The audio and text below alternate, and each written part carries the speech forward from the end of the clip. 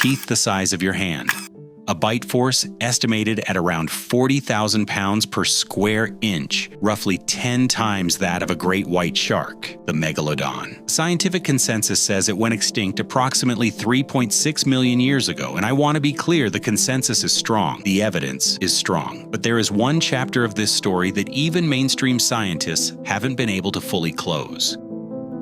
In 1959, oceanographer W. Chernesky published a paper analyzing megalodon teeth recovered during the HMS Challenger expedition of 1872 to 1876, the world's first major deep-sea survey. When he measured the manganese dioxide crust coating on some of those teeth, the accretion suggested ages of 11,000 to 24,000 years. Not millions, thousands. Now, I want to be completely honest with you here. Manganese accretion rates are inconsistent. They vary based on water chemistry, pressure, depth. Most paleontologists reject this dating as unreliable, but Chernesky's paper was published. It was peer-reviewed, and it has never been formally disproven, only disputed. And here's the thing that nobody argues. No AA estimates we have detailed maps of less than 26% of the ocean floor. The rest, 3/4 of the deep ocean, has never been surveyed at the resolution needed to detect large marine life. The Megalodon is almost certainly gone. But the honest scientific answer to, could something survive down there without us knowing, is not no. It's, we haven't looked. And that gap between gone and unverified is exactly where this story lives. Now let's go on land, but because this one hits different, the Thylacine. The Tasmanian tiger, dog-shaped body, tiger stripes, a jaw that could open nearly 90 degrees, wider than any living canine. The last confirmed one died in a zoo in Hobart, Australia. September 7th, 1936. His name was Benjamin. He died alone, locked outside his shelter on a cold night because a keeper forgot to let him in. That footage you're watching right now, that's the only video of the last known Thylacine alive. 62 seconds, that's all we have. Officially, that was the end.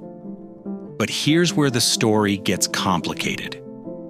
Since 1936, there have been over 300 formally documented sightings reported to wildlife authorities in Tasmania and Queensland.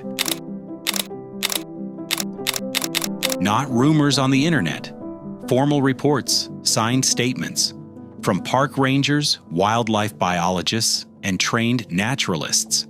In 2016, researchers from James Cook University released a peer-reviewed report in the journal Zootaxa, citing 8 credible sightings in Cape York Peninsula, Queensland, an area with dense rainforest cover and extremely low human traffic.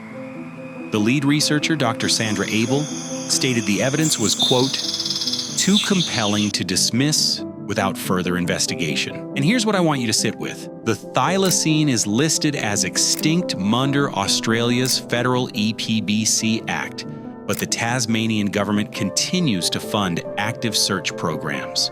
They're not doing that for an animal they're certain is gone. The wilderness of Tasmania is real, it's vast, it's dense. An animal the size of a medium dog could survive there for decades without a single confirmed sighting. The question isn't whether it could survive. The question is whether anyone is looking hard enough. On May 19, 1997, NOAA's Autonomous Hydrophone Array in the equatorial Pacific Ocean detected an ultra-low frequency sound. Extraordinarily powerful, loud enough to trigger sensors across a network spanning thousands of miles. They called it the Bloop. In 2012, NOAA's Pacific Marine Environmental Laboratory reanalyzed the Bloop and concluded that its frequency profile is consistent with what they call a cryoseism, the sound produced when large Antarctic ice shelves fracture. Ice fractures can produce extraordinarily powerful infrasound. But here is what makes this genuinely interesting. Not as conspiracy, but as science. The Bloop's frequency profile shows an ascending pitch pattern, Most documented ice quakes descend in frequency or remain flat. The ascending signature is unusual. No AA themselves describe it as consistent with ice fracture. And what makes the deep ocean so scientifically humbling is that in 2021, NOAA's Ocean Exploration Program announced that more than 91% of the ocean remains unexplored and undescribed. We have discovered over 2,000 new marine species just in the last decade. Every single year, something comes out of the deep ocean that we didn't know existed. We don't know what produced the bloop with certainty. What we do know is that the deep ocean still has answers we haven't found the questions for yet. And if you want to go to the darkest place on Earth, I covered the Mariana Trench, what actually lives at the bottom, what our cameras found down there, and what came back on the footage that nobody has a clean explanation for.